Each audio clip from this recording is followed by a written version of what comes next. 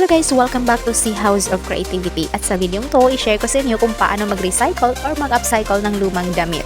Gagawa tayo ng costume na pang-cartoon character na pwedeng gamitin pang-party. Ang mga steps dito ay very easy. Pwedeng pang-apply, pang-baby na damit, pang-teens, or pang-adult. Just follow lang mga besh kung anong pinagagawa ko dito sa video. Very easy lang talaga to ang mga steps dito. Kaya mong gayahin na walang kahirap-hirap. Be resourceful and creative lang talaga kung anong meron sa bahay mo, i-recycle mo na. Upang sa ganun, maa-apply natin ang 3 R, which is reduce, reuse, and recycle. Help save Mother Earth in a fashionista way. Ito yung unang step. Gagawa tayo ng skirt mula sa mahabang damit ko. First, guguhit tayo ng pattern, and then cut. Ang tanong, bakit Tinkerbell costume ang gagawin natin? Dahil sa kulay. Green ang kulay ng damit na i-upcycle ko. So, yun na yun. Mga besh, ang mga steps na ituturo ko sa inyo ay basic, very fast, and easy to do. So, ito na yun. Tapos na tayo nag-cut and then, itatahi natin dito yung second layer. Manual lang to mga besh dahil madali lang to.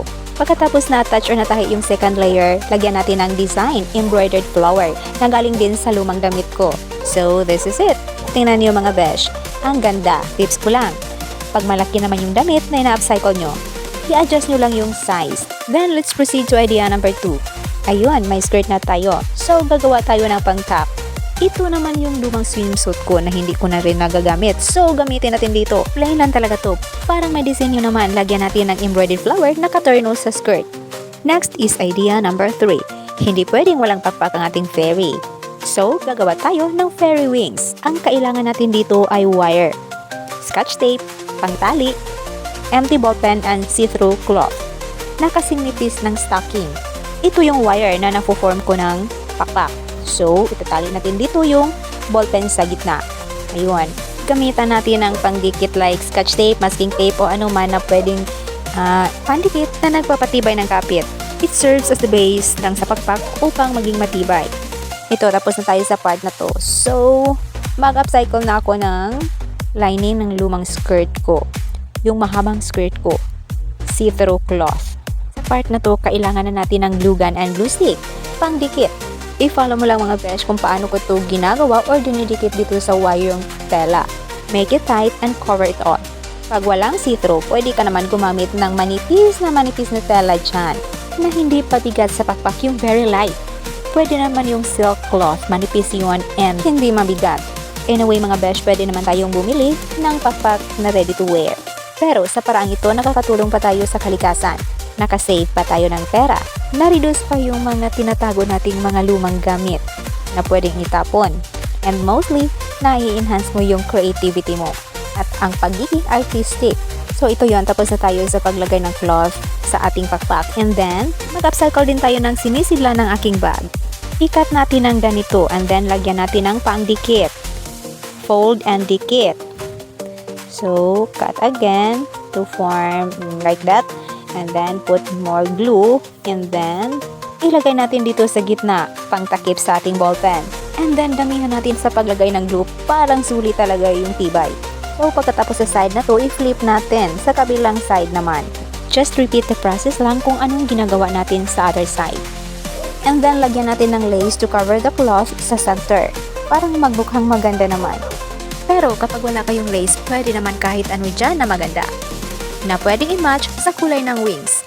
So ako ginagamit ko lang kung ano ang meron dito. Ito yung lace na natira sa ginagawa kong home decor dati. Walang nasayang, nagagamit ko din. Ito na yun ang pakpak natin. Oh, see? Lastly, lagyan natin ng garter kung saan ikabit natin ang ating shoulders to carry the wings.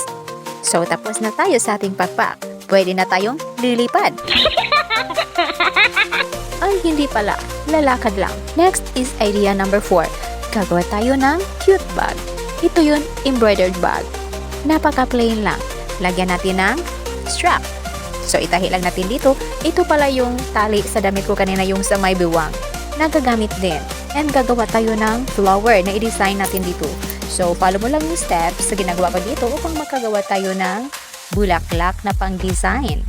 Very easy lang talaga. Next is idea number 5. Gagawa tayo ng headdress. So, sa parting to, mag-recycle tayo ng luma o sira na headband. And then, Mag-upcycle din tayo ng lumang skirt, yung lining ng skirt. Ito yung silk part sa ilalim ng skirt. So, cut ng ganito upang makagawa tayo ng braid. Tahiin lang sa bandang 2 and then compress. Pagkatapos matahi ay gagawa tayo ng braid.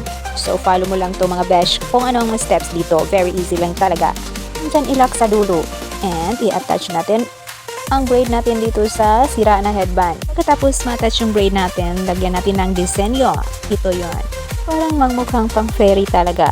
May kanya-kanyang diskarte lang tayo mga besh kung paano gagawin mga bagay-bagay. Ito, tapos na tayo sa ating headband. Pwede natin gawing headdress. So, yun na yun. Idea number 6. Gagawa tayo ng hat. Ang bonnet na ito mga besh ay napaka-plain lang talaga. So, lalagyan ko ng design na embroidered flower na katurno sa ating dress. Ito na si Modern Tinkerbell.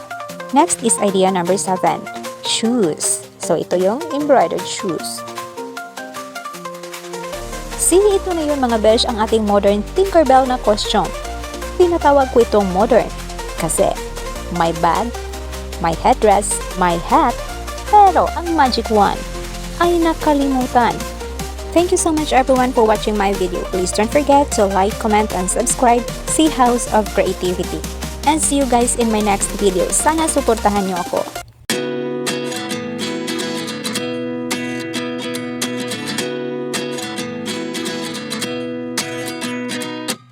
At 29 and I find myself wondering what did happen to the last 10. I ran away with my life, fast forward, never turn back again.